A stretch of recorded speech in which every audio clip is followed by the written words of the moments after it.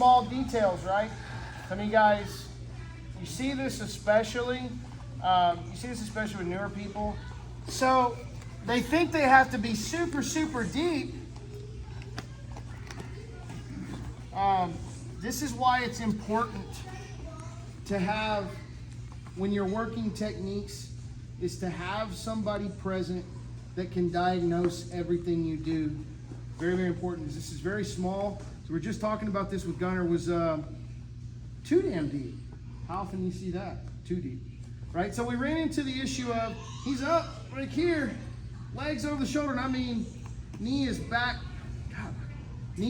behind the head, and he's having trouble getting over, and God almighty, I can't even do it, right? He's having trouble getting over and locking this and closing all this off. This leg, it's a small detail, but between here, where I like to be, right here, front of the neck, and where he was, is about that far. Hard to tell unless you look at it and go, okay, so here's how you diagnose this. Take your leg and stick one leg up, just drop the other. Find the location where you can swing your leg the farthest up on the nape of the neck. Where's it at? Then get up there higher and watch. Won't go any farther. It's as far as I can go. But when I drop my leg back down, way up here. So if you're too deep, okay, you're past the point of rotation, and now you're up here in this area that don't really spin at all. So when you're down here by the knee now, right, you can get to that position. So it's massively important that we understand that the pivot has to be right in here around the front side of his neck. If you're too far up underneath there, that's as far as I can go, and even if I kick over, I can't close it in. But if I'm lower, and as he's here, I get lower on his neck and pull it up. Now when I kick up and over, look, it's right there. So I'm shallower. Play more shallow here. Here's another little trick. We get to diamond, okay? Our partner is trying to lift up, pull us up. I'm holding this leg, or this arm. I'm gonna shoulder walk, and I'm gonna stretch him out. Because that stretch out helps. If I can get up to this shin, and I can put it on the ground, and I can stretch him out, okay? Notice I put my leg down, but I'm holding here where he can't back out. So I've got a sleeve, and I've got a shin, and I'm stretching him out to where he's flat. Now I kick up and over, and it's just easy. It's money. Okay? So, go back to your first. If you're having a hard time getting deep, or getting it turned, okay, go to here. Play this little game. Go, where do I have the most flexion in my hip? And now pay attention to the knee line. Where's it at?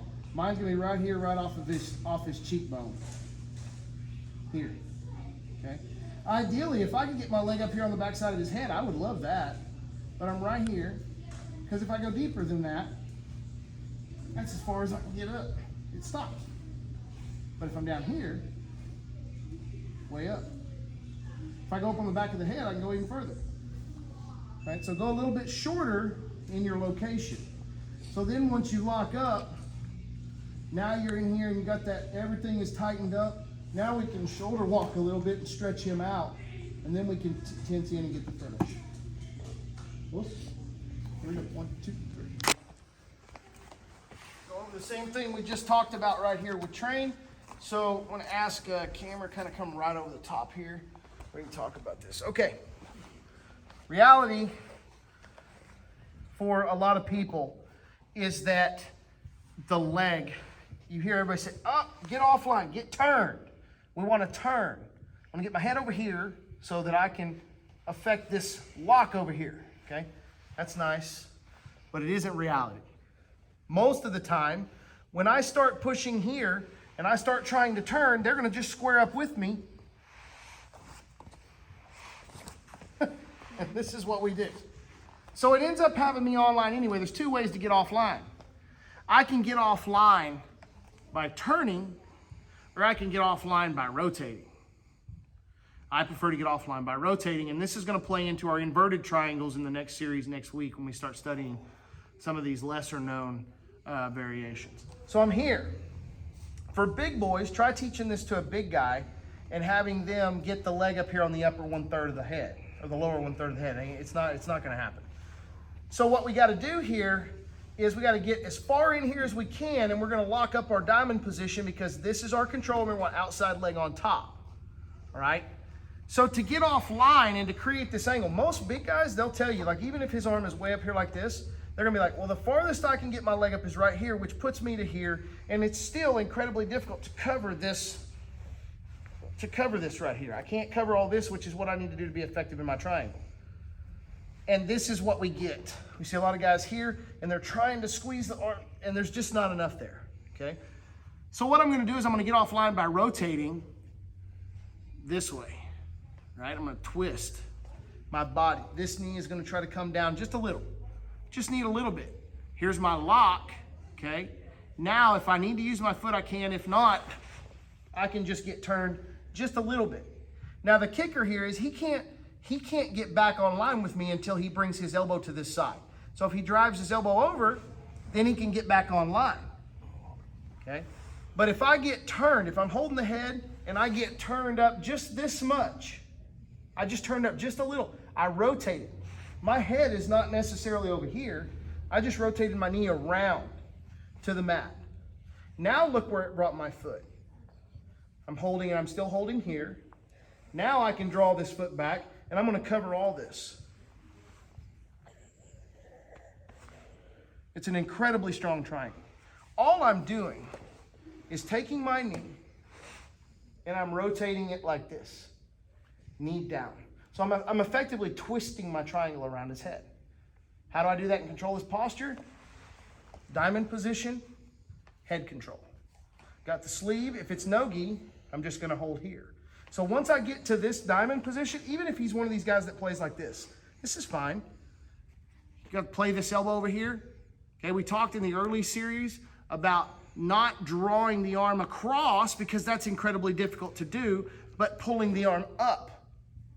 Because it gets it off of this knee. Now it allows me the freedom to move over here. With it down here, I'm not going nowhere, okay?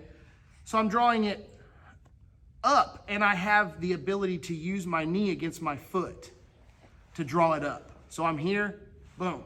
I can use my knee to help draw it up. I don't care how strong he is. Hold back, big boy. I use my knee to pull that elbow, instead of just using my hand to pull it, which is never gonna happen. But I can use my knee, hold, right? So I get here. Now if it's no-gi, I catch and I hold.